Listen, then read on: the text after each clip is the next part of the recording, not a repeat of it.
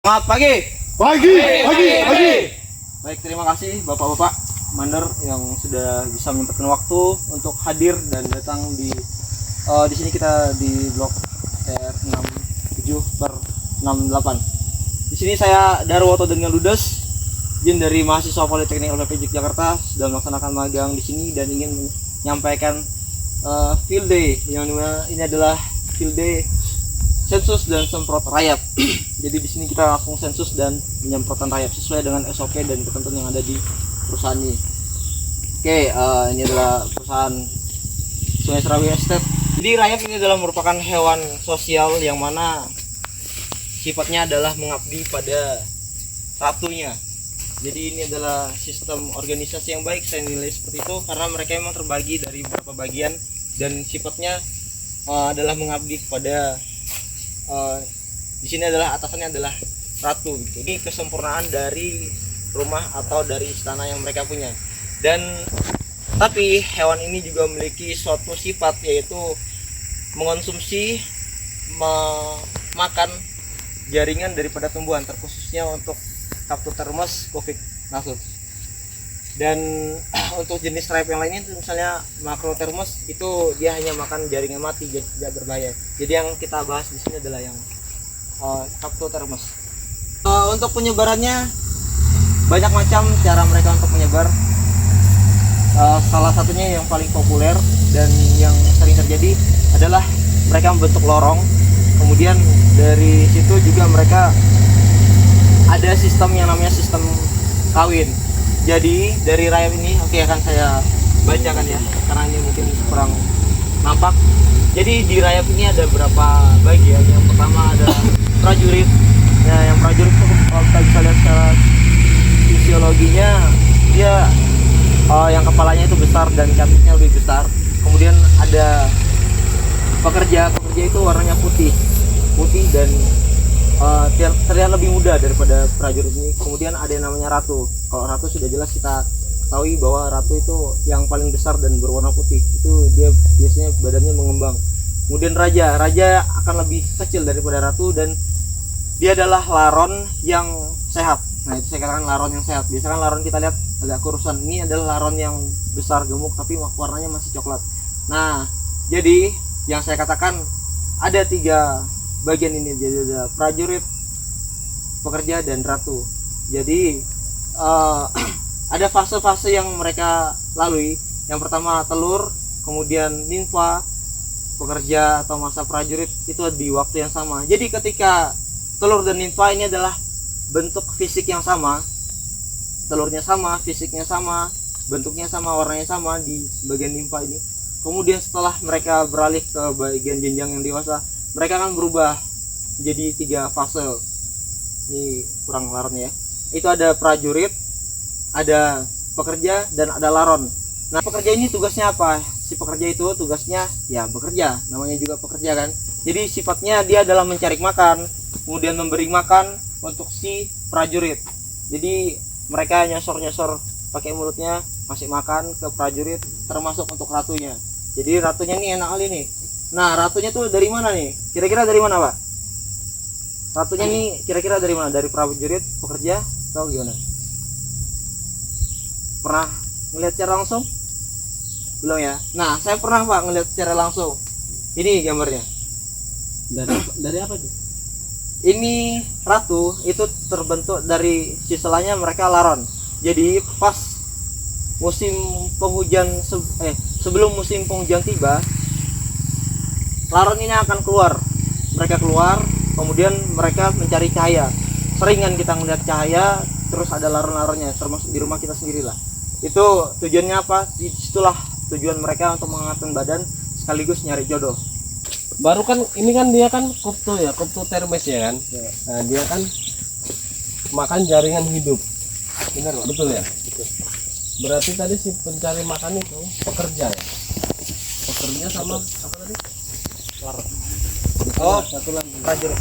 Nah, prajurit yang nyari makan ini pekerja atau prajurit? Pekerja, Pak. Pekerja. Dia nyari makan jaringan hidup itu kayak mana? Ya itulah, Pak.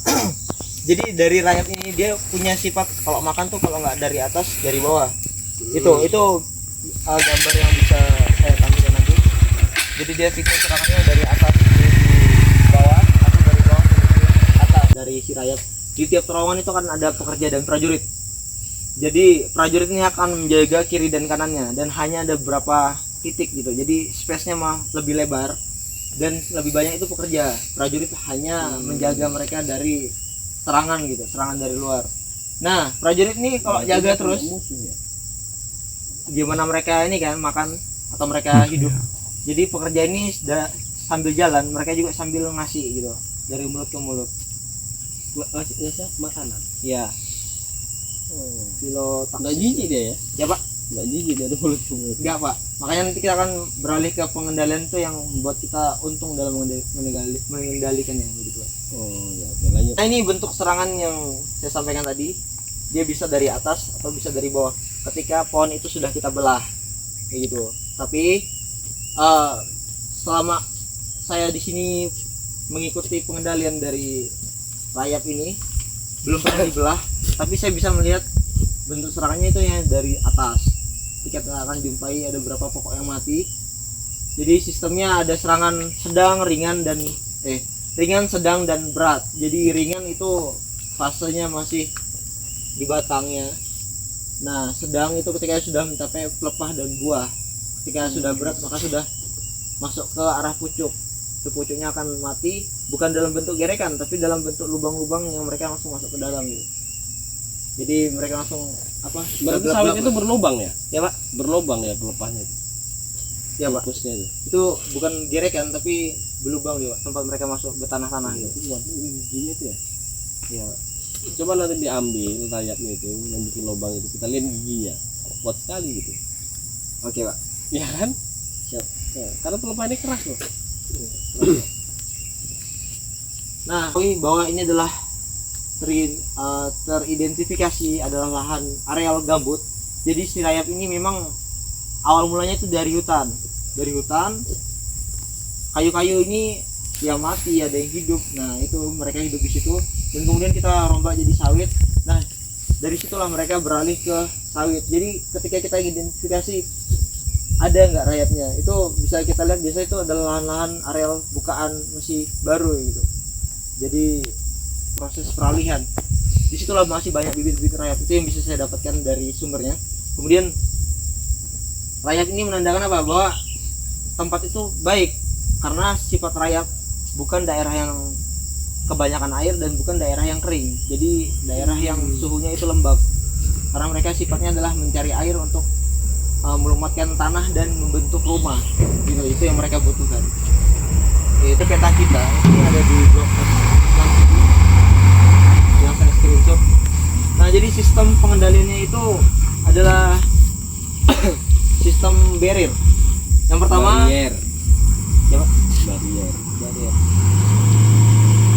Yang pertama sensus Phototeremus dilakukan pada 100% tanaman dalam blok. Yang namanya sensus itu adalah pokok per pokok. Misalnya sensus penduduk juga orang per orang. Jadi kita memang harus mengaplikasikannya semua, bukan hanya sebatas sampel. Kemudian sensus ini dilakukan saat hari itu dan pengendalian di hari itu juga. Seperti apa tingkat ambang batas yang harus kita lakukan? Itu adalah ketika serangan ketika lebih dari 4 pokok per hektar, berarti 2 gawangan. Itu dilakukan setiap 1 bulan sekali. Dan ketika serangan terjadi kurang dari 4 pokok per hektar, itu dilaksanakan setiap 2 bulan sekali. Begitu. Dan aplikasi dilakukan menggunakan insektisida yang sudah disediakan perusahaan dengan bahan aktifnya fipronil. Dan kita menggunakan bahan aktif yang dicampur berdasarkan dosis yang tepat, yaitu 4 mili per liter karena knapsack yang dianjurkan adalah 14 liter. Jadi kita menggunakan 48 mili liter. Ini untuk 7 pohon. Ini 12. Ya, ini adalah alat-alat yang akan kita gunakan nanti. Ini adalah knapsack. Kemudian di knapsack ini ada berapa bahan yang kita butuhkan ya. Ini knapsack 14 liter. Ini adalah gayung untuk mengambil air, dan ini adalah cat untuk mendadai pohon. Jadi cat ini digunakan untuk menandai pohon. Cara menandainya adalah menghadap ke arah jalan pikul agar ketika kita lewat kita sudah melihat oh sudah ditandai. Kemudian di sini ada face shield untuk melindungi muka dan mata, terutama indera kita kan, untuk terhindar dari bahan insektisida yang akan kita gunakan. Kemudian di sini ada apron atau disebut celemek. Cuma namanya, Pak. Celemek ya? Iya. Ini dipakai dan untuk melindungi ya badan kita agar terhindar dari insektisida itu. Sistem aplikasinya bagaimana? Sistem aplikasinya adalah ketika satu pokok teridentifikasi maka sekelilingnya akan kita semprot menggunakan satu tangki ini. Jadi bukan 2 liter kita masukin kemudian masuk isi 8 mili satu pohon begitu, tidak, tapi langsung kita isi full. Dan bagaimana caranya untuk satu tangki ini harus terbuang 2 liter hingga 7 pohon teraplikasi gitu. Jadi ketika satu pohon teridentifikasi maka 6 di sekelilingnya harus kita aplikasi. Dan bagaimana ketika memang yang teridentifikasi adalah di pinggir jalan, ya makanya hanya pohon sekitarnya yang akan kita aplikasi dengan menghabiskan. Oke, saya di sini akan mengendalikan rayap, yang mana saya ditemani oleh mandor rayap Pak Surya yang akan mengeksekusi pokok yang mana di sini di blok S67. Jadi pokok di sini akan kita eksekusi yang dimulai dari garuk hingga penyemprotan dan kita aplikasikan di sekelilingnya dengan sistem barrier. Oke, bisa dilihat di sini. Ini adalah pokok yang teridentifikasi yang ditandai dengan adanya lorong-lorong rayap, dan bisa kita lihat ini adalah rayap dengan jenis Coptothermus covignatus.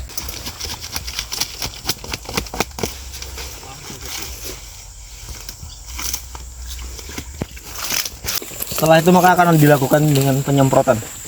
Eksekusi, Pak. Oke. Nah.